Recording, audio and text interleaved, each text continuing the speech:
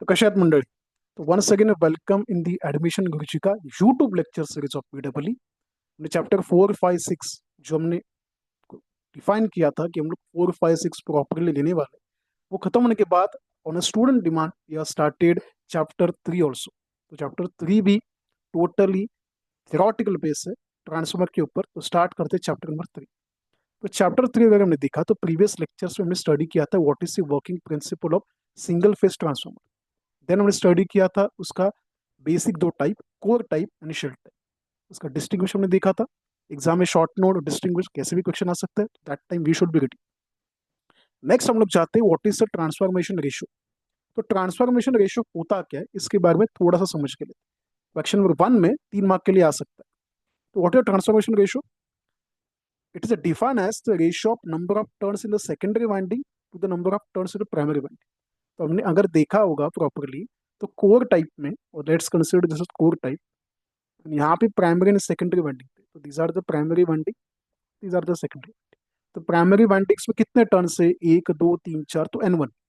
Secondary winding में तो this is primary winding and this is secondary winding, तो इसमें टर्न है N2। तो अगर मैंने N2 डिवाइड बाय N1 किया तो जो नंबर मिलेगा उसको हम लोग बोलते हैं ट्रांसफॉर्मेशन रेशियो के। तो the ratio between the secondary winding N2 to the primary winding N1 is known as transformation ratio. तो it is denoted by capital symbol K. Then इसका फॉर्मूला अगर देखा तो फॉर्मूला क्या आएगा? तो K is equal to N2 upon N1। ये तो आने वाला है, लेकिन in terms of voltage and current देखा तो फॉर्मूला थोड़ा वेरी होगा। एक और फॉर्मूला आता है secondary side voltage upon primary side voltage, मतलब V2 upon V1। Again secondary side turns upon primary side, मतलब N2 अपॉन N1। लेकिन करंट देखा तो करंट अलग है, बिकम I1 अपॉन 2। तो करंट कैसे चेंज होगा? It become I1 upon N2। In terms of theory देखा तो ये फॉर्मूला आएगा। इन टर्म्स ऑफ नोटेशन देखा तो K is equal to V2 upon V1, N2 upon N1, I1 upon I2। ऐसे फॉर्मूला बनने वाला। तो मेक श्योर इसके ऊपर कुछ भी थियरी कंटेंट है तो अपने को आना चाहिए। This ratio determines voltage transformation, कितना वोल्टेज वेरी हो रहा है V1 एंड V2 के बीच में, ये अपने को यहाँ से पता चलेगा। तो this is all about the transformation ratio. अगर K का वैल्यू 1 से ज्यादा हुआ, K का वैल्यू 1 से ज्यादा हुआ, इसका मतलब N2 ज्यादा है N1 से। जब भी N2 ज्यादा होगा N1 से, इसको हम लोग बोलते हैं स्टेप वन ट्रांसफॉर्मर। यहाँ पे वोल्टेज इंक्रीज होगा। तो जब भी K 1 से ज्यादा होगा तो इसका मतलब N2 is greater than N1, V2 is greater than V1 and I1 is greater than I2।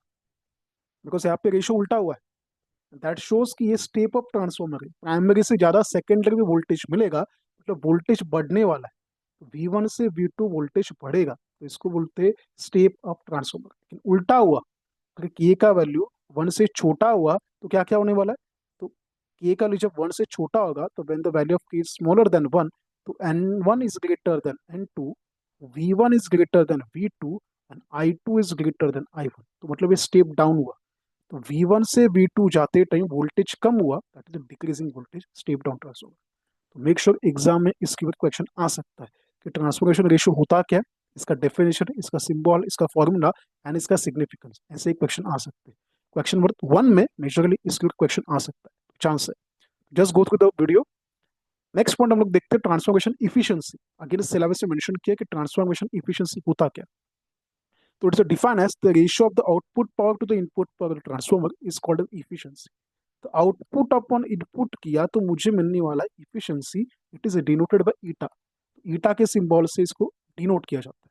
तो it is a Greek letter eta से रिप्रेजेंट किया जाता है। थोड़ा सा एन जैसे दिखता है, लेकिन ये एक साइड से बेंड है नीचे।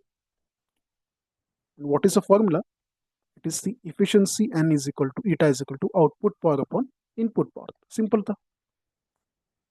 This is all about the today's lecture. तो मेक श्योर आज के लेक्चर में क्या देखा, ट्रांसफॉर्मेशन रेशियो क्या होता है, ट्रांसफॉर्मेशन इफिशियंसी क्या होता है। दोनों content hope so question number 1 में आ सकते हैं। दोनों में से कोई तो एक आएगा ऐसे लग रहा है। सम्स ये चैप्टर में बिल्कुल नहीं, तो सम्स का आने का चांसेस कुछ भी नहीं। लेकिन थियरी कंटेंट प्रॉपरली आना चाहिए। पहला 2 चैप्टर DCSE 3 बेस सम्स आने वाले हैं, लेकिन चैप्टर 3, 4, 5, 6 थियरी कंटेंट आने वाला। We should be ready from our side कि चैप्टर 3 का भी थियरी अपने को आना चाहिए। अगेन डिस्क्रिप्शन बॉक्स में चैप्टर 4, 5, 6 का थियरी कंटेंट का नोट्स दिया, उसका ड्राई लिंक दिया, you can refer that one. जैसे चैप्टर 3 होगा, इसका भी थियरी कंटेंट का नोट्स आपको मिलेगा। अगेन व्हाट्सएप ग्रुप दिया, you can join that WhatsApp group. Mechanics का पेपर हो गया है। मेक श्योर अपने को मैकेनिक्स के पेपर के बाद BEE का पेपर इतना याद रखना है, एक ही दिन का गैप है। थियरी कंटेंट का पूरा जिम्मेदारी एडमिशन गुरुजी का चैनल लेने वाला। Just go through theory content, majority question अगर थियरी से आए तो अपने को आना चाहिए। तो यहाँ पे स्टॉप करते हैं, चैनल सब्सक्राइब करना है, जितना अपना दोस्त है उनको साथ शेयर करना है। मिलते हैं नेक्स्ट लेक्चर में। थैंक यू सो मच, चलो बाय।